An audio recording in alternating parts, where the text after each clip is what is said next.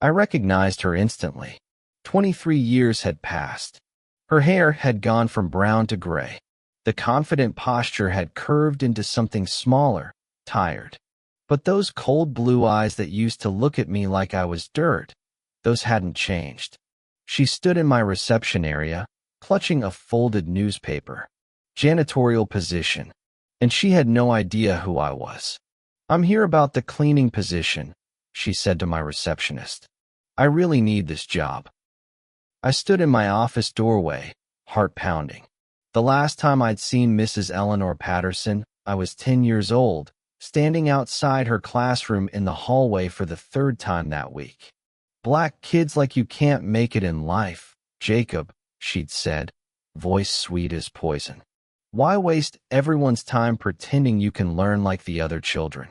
I'd stood outside that classroom for 3 years, standing in hallways while she taught inside, watching through window glass, trying to catch every word, every lesson she thought I didn't deserve.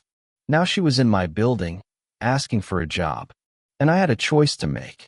Before we continue, tell us where you're watching from in the comments. I was 8 years old when I first walked into Eleanor Patterson's classroom. Goodwill clothes washed thin but clean. Backpack held together with duct tape.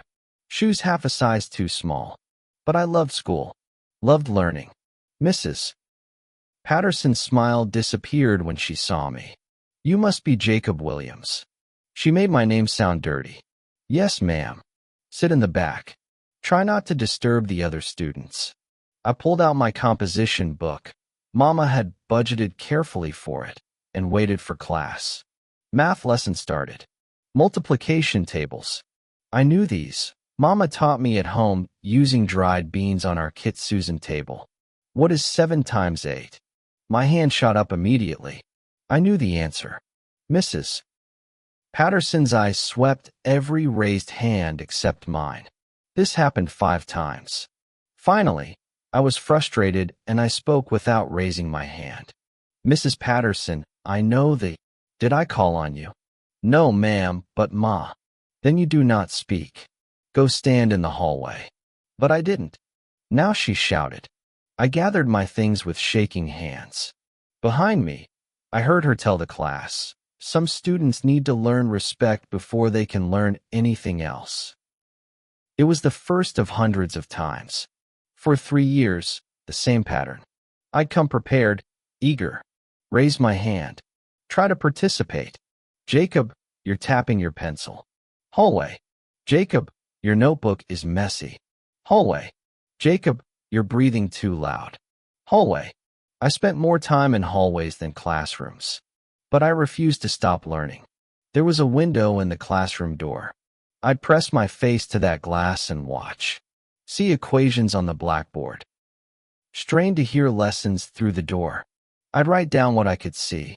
Copy problems. Sketch diagrams.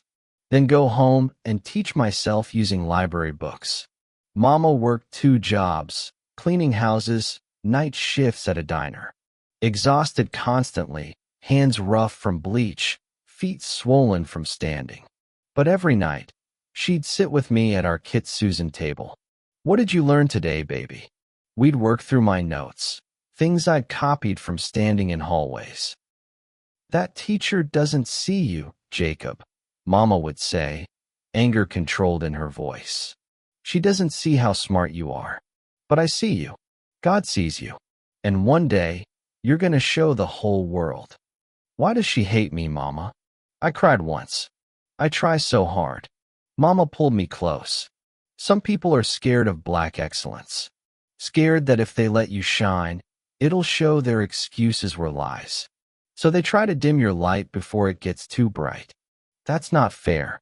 "No, baby, it's not. But you learn anyway. You shine anyway. You hear me?" "Yes, Mama." Other kids noticed Mrs. Patterson's treatment. They followed her lead. "Jacob's too dumb to stay in class. Jacob can't learn like normal kids. Black kids don't belong in our school anyway. They stole my lunch. Tripped me. Wrote, 'Go home,' carved into my textbook." I showed Mrs. Patterson a couple of times. She looked at it and said, Maybe if you took better care of your materials, this wouldn't happen. The bullying got worse. One afternoon, 5 older boys cornered me behind school. Mrs. Patterson says you're always getting kicked out because you're stupid. That's not true. They shoved me between them like a rag doll. One punched me in the stomach. I doubled over, gasping. I sat behind that school for 20 minutes, crying. I didn't tell Mama. She had enough worries. But I made a promise. One day, I'd become so successful that none of them could ever make me feel small again. By 5th grade, I'd perfected hallway learning. Position right next to the window. Small notebook to hide if monitors came. Read Mrs. Patterson's handwriting from that distance. Fractions. I watched her draw pie charts, explaining how to add and subtract parts of a whole. Copied everything. That night, Mama and I worked through problems. She'd only finished 9th grade before dropping out to work, but she remembered enough. What she didn't know, we figured out with library books. Look at you, she'd say, pride shining. Teaching yourself from the hallway. You're going to be something special, Jacob. Science was harder. Mrs. Patterson did experiments I could see through windows but couldn't join. So I went to the library every day. Mrs. Susan, the librarian, noticed me constantly. You like science, Jacob? Yes, ma'am. But my teacher doesn't let me do experiments in class. Her face tightened. Why not? I shrugged. Mrs. Susan started setting aside science books. Sometimes high school level. You're smart enough. If you don't understand, come ask me. She became my unofficial teacher. During lunch, when other kids ate and played, I'd be in the library with Mrs. Susan, learning photosynthesis and chemistry. I read everything. Books about black inventors, George Washington Carver, Mae Jemison, Katherine Johnson. People who succeeded despite the world trying to stop them. Their stories gave me hope. By the end of 5th grade, I was reading at 10th grade level. Math was advanced. Science knowledge deep. Mrs. Patterson still sent me to the hallways every day. But I was learning anyway. 6th grade changed everything. Mr. James Morrison, young black man, first black teacher our school hired, became my teacher. First day, I sat in back out of habit, waiting to be sent out. Jacob Williams? Here, sir. He walked over. I was tense. He smiled. Mrs. Susan at the library says you're one of the smartest students she's ever met. She told me you've been teaching yourself for 3 years because your previous teacher wouldn't let you learn. Is that true? I nodded. His jaw clenched. That ends today? Move to the front row. Participate. Show me what you know. For the first time in 3 years, I sat in front of a classroom. He asked a fraction question. I raised my hand cautiously. Yes, Jacob. I answered. Got it right. Excellent. See, class? This is how it's done. I almost cried. After class, he pulled me aside. What happened in Mrs. Patterson's class wasn't about you. That was her fear, her prejudice, her smallness. You are brilliant. I'm going to make sure you get every opportunity you deserve. He kept that promise. After-school tutoring, advanced material, science fair, math competitions. I survived. 2nd place in regional science fair by year's end. Top percentile on standardized tests by 7th grade. High school level classes by 8th grade. Sometimes I'd see Mrs. Patterson in the hallways. She'd look confused, like she couldn't understand how the boy she'd tried to destroy was succeeding. I never spoke to her, just walked past with my head high. High school transformed me. Scholarship to private prep school. Mama cried at the acceptance letter. My brilliant baby, she kept saying. I discovered automotive engineering. Fascinated by how cars worked, mechanics, electronics, design. Shop teacher Mr. Rodriguez took me under his wing. You've got a gift, Jacob. You see how things fit together. That's rare. I graduated top of class. Full scholarship to Michigan State for mechanical engineering. Mama came to graduation in her church dress and sobbed. I knew you'd make it, baby. I always knew. College was hard financially, not academically. Scholarship covered tuition, not living. 3 part-time jobs while taking full course loads. Cafeteria mornings. Auto shop afternoons. Security weekends. For hours sleep nightly. I finished in 4 years with 3.9 GPA. At 27, I took every penny saved plus a small business loan and opened Matthews Automotive Solutions. Started small. Me and 2 mechanics in a rented garage doing custom modifications. But we were good. Word spread. 2 years, bigger facility. 5 years, 20 employees. 10 years, over $5 million annual revenue. We specialized in electric vehicle conversions. Classic cars retrofitted with electric engines. Innovative, eco-friendly. People loved it. I built a company culture based on inclusion. Hired people others wouldn't give chances to. Ex-convicts. High school dropouts with mechanical gifts. Immigrants with unrecognized degrees. If you worked hard and learned, you had a place at Matthews Automotive. And now Eleanor Patterson stood in my reception area. My receptionist Keisha looked at me, waiting for direction. I walked out. "Can I help you?" She looked up with desperate hope. 70 years old. Something had gone very wrong. "I'm here about the janitorial position. I know I'm older, but I'm strong. I can work nights, whatever you need. I just really need this job. Come to my office. We can talk." She followed, clutching her newspaper like a lifeline. In my office, she sat. I sat behind my mahogany desk, wall of awards behind me. "Tell me about yourself." "I was a teacher 40 years. Elementary school. Retired 5 years ago." Her voice wavered. "My husband passed 3 years ago. The pension I was supposed to get, fraud. District pension fund embezzled. We're getting pennies." She looked at her hands. "Lost my house.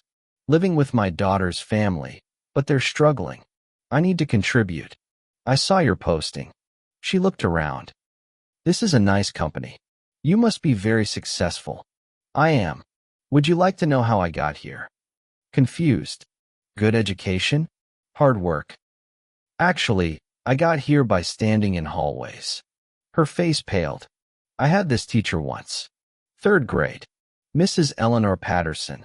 She sent me out every day for 3 years. Told me black kids like me couldn't make it. Do you remember, Mrs. Patterson?" Recognition and horror filled her face. I learned anyway. Pressed my face to classroom windows and taught myself. My mama, who worked 2 jobs, helped me study at our Kit Susan table every night. Tears ran down her wrinkled face. I became an engineer. Built the... I know. I'm sorry. So sorry. The room was in silence for 15 minutes. Finally, I spoke. "Mrs. Patterson, I'm not giving you the janitorial job." Her face crumpled. "But I'm doing something else." I wrote a check. Slid it across. $5,000. "What? Why?" "Because my mama taught me hate only breeds more hate. When you can help someone, you should, even if they don't deserve it." I stood. "I'm also connecting you with a lawyer who specializes in pension fraud. Maybe something can be done."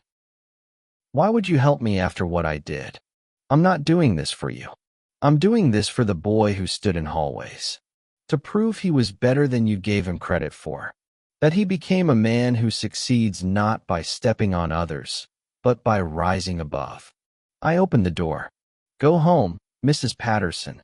Take care of yourself. Maybe think about reaching out to other students you treated this way. Maybe some apologies are owed." She stood shakily, clutching the check. "Thank you. And Jacob. For what it's worth, you were right. You made it. I'm proud of you. I don't need your pride.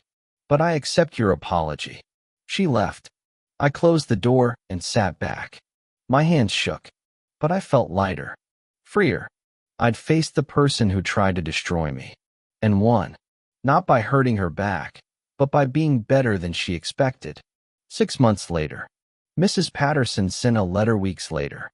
She'd contacted 5 other former students, all black children she'd mistreated, apologized to each.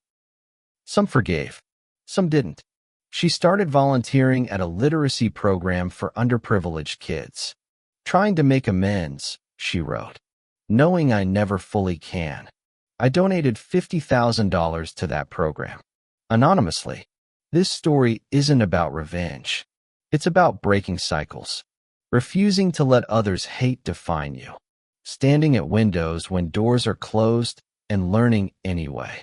It's about Kitsuzen tables and dried beans and mothers who work 2 jobs and still teach their sons they're worthy. It's about becoming so successful that people who tried to diminish you are forced to recognize what they almost destroyed. But most importantly, it's about choosing grace when you have power to choose vengeance. Could I have humiliated Eleanor Patterson? Absolutely. Turned her away? Yes. But I didn't. Because I'm not the person she tried to make me believe I was. I'm the person my mama raised, who learned in hallways and built empires and extends hands even to those who tried to step on him. If you've been told you're not good enough because of skin color, background, circumstances, hear this. They're wrong. Learn anyway. Shine anyway. Succeed anyway. Press your face to that window and absorb every lesson. Find your Mr. Morrison, your Mrs. Susan, your mama who believes. And one day, when you're in your own office, surrounded by success they said you couldn't achieve, you'll have a choice. Choose grace. It doesn't make what they did right, but it makes you better. Kindly share if this resonated. Comment with your story of overcoming. Let's build a community of people who refuse to be defined by others' limitations. Subscribe for more stories of resilience, redemption, and refusing to give up. Remember, they can send you to the hallway, but they can't stop you from learning through the window.